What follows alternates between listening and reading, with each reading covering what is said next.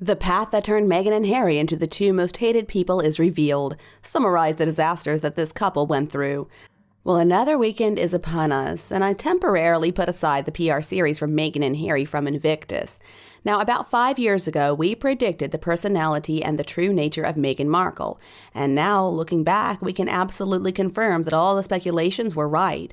In this video, we're going to try to summarize the way that these two rogue royals turned themselves into two of the most disliked people on this planet. What has become increasingly clear over the years is that Meghan Markle has always mainly wanted fame and money. That's more important to her than anything else in life. It doesn't seem like she cares who she hurts or whether or not what she says is even true. As long as people are paying attention to her, as long as they're posting her photos, as long as her name is in the headlines, that's all she cares about. She believes she's successful. For Meghan Markle, the list of things and people that are really important to her is incredibly small. In fact, there's only one item on that list, and that is her.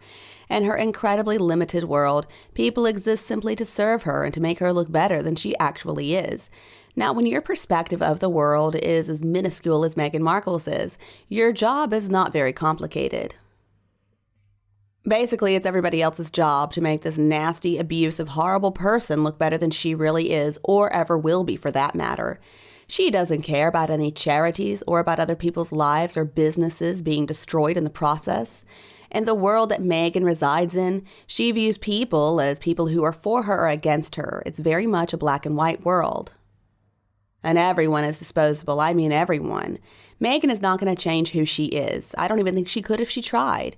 Making Meghan or the people who support her and make her look good or desirable is a very difficult job, and it's only getting harder.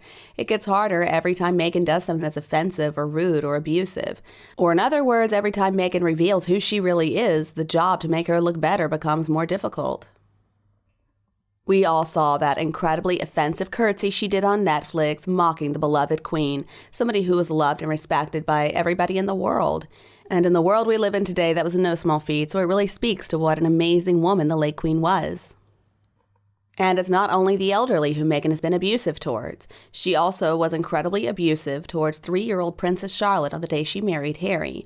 If you go back and you look at the footage from that day, you can see the look that Meghan gave Princess Charlotte.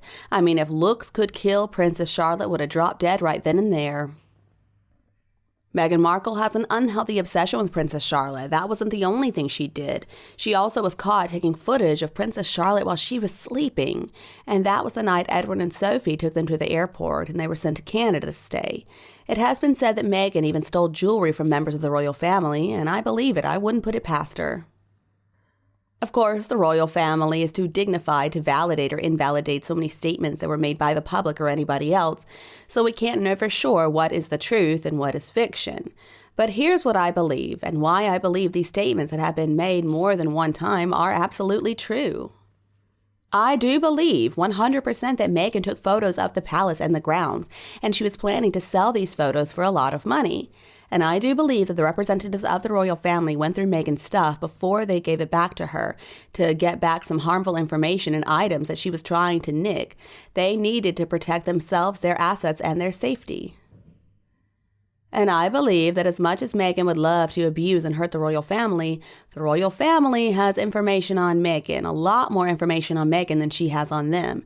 You know she's got a dirty past, and I'm sure they know all about it. And the Queen allowed Harry to marry Meghan, but I also believe a thorough investigation was done regarding her financial status, what she did in the past, the skeletons in her closet. I think all of that was carefully investigated, and everything about her was known before Harry was allowed to marry her. And I truly believe Meghan realizes she can't push the royal family into doing anything they don't want to do. I think the royal family already has more than enough information on her. They've certainly got enough money and they've got enough clout to put her in prison if they wanted to. And they could probably put Harry in a psych hospital for a very long time if it's necessary. And I think this is a fact that Meghan and Harry are well aware of. I am 100% certain that Meghan Markle did commit perjury in a British courtroom. But I also suspect she stole enough jewelry from the royal family with a high enough value to arrest her and send her butt to prison for a long time. I believe the crimes and disturbances we have seen from Meghan and Harry show that they are unhinged. And if Meghan and Harry really do have kids living with them, then I'm sure both parents are a threat to the health and safety of the children. And I think that's part of the reason that Meghan and Harry lost the HRH styling and why their invisible kids will not permanently have the HRH styling. And they're going to be removed from the line of succession within the next 5 years. That is my prediction. I suspect they've already done DNA tests on the kids of Meghan and Harry, but they're not going to announce the results until after Prince William and his lovely wife Catherine are crowned as King and Queen of Britain and the Commonwealth. It makes sense to wait until the Wales kids are a little bit older, probably older teenagers or adults, and then they're going to make the announcement that a surrogate was indeed used to make both artificial and Invisibed. And it's going to be less politically charged by that point in time. When the announcement is finally made, people are going to demand Meghan and Harry and their kids be removed from the line of succession, and then those problems are basically going to be solved. And that's going to be it for them. That will be the final straw that finally kills all the chaos surrounding Harry and Meghan for the rest of Harry's life. It won't matter at that point whether or not he's still married to Meghan. I mean, Harry and Meghan have done so many things at this point that they cannot take back.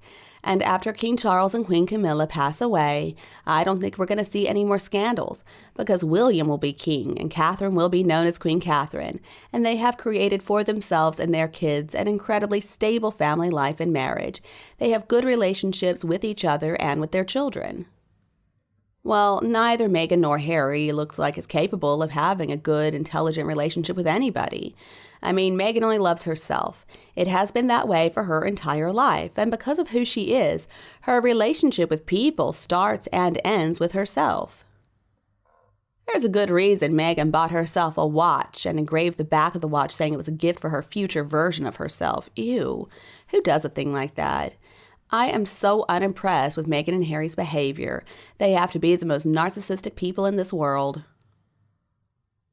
But it looks like William and Catherine have raised a lovely, well-adjusted family. Their kids are so happy, and they seem relatively normal considering the lives they lead.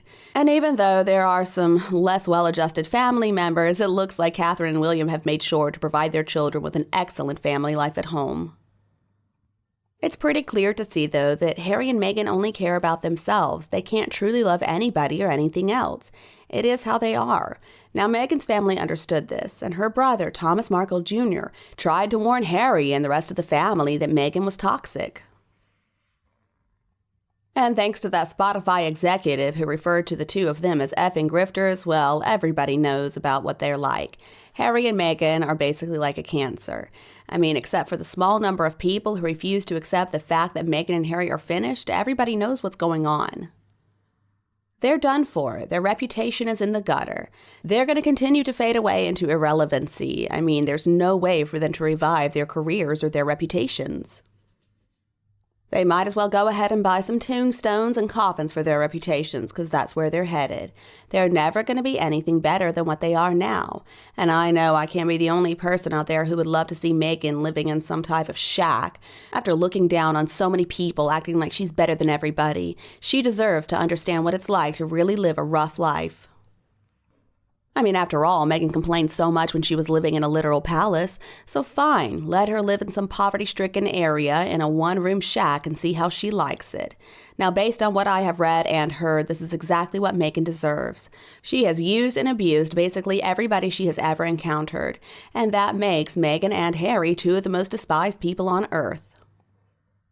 And you, what do you think about this summary? Please tell me what you think below in the comments section.